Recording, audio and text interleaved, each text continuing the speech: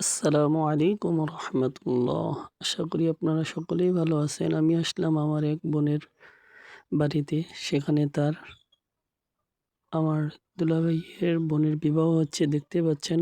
আমার ভাইয়া তার বোনকে হলুদ লাগাই দিতেছে।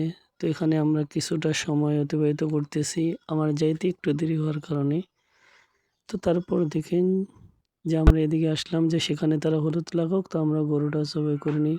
এখানে আমার ভাইয়া, আমরা আরো ভাই ব্রাদাররা সকলে মিলে এখন গরুটি জবাই করতেছে।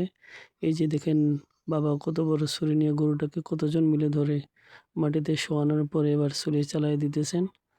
আমার ভাইয়াই ছুরি চালাই দিতেছেন, আপনারা দেখেন। আল্লাহ বিসমিল্লাহ আল্লাহ আকবার বলে এই যে ছুরিটা চালাই দিল। এভাবে আমাদের, জানি না আজকে রাত্রে ঘুম কখন হবে। গরুটা দেখতেই পাচ্ছেন যে গরুটা ফেলাই দেওয়া হয়েছে।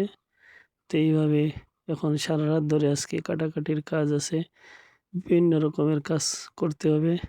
তো তারপরে আমাদের এবারে দেখেন যে বরযাত্র, তো বর আমাদের এসে উপস্থিত হয়ে গেছে। কি আর করার, ডাইরেক্ট বিবাহর মজলিসে বসায় দিলেন। তো বাদ বাকি ভিডিও লম্বার কারণে আমরা গেটের অনুষ্ঠানটি দেখাইলাম না।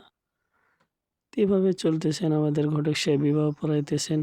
তো এখন নিয়ে যাচ্ছেন আমাদের ভাইয়ার বোনকে।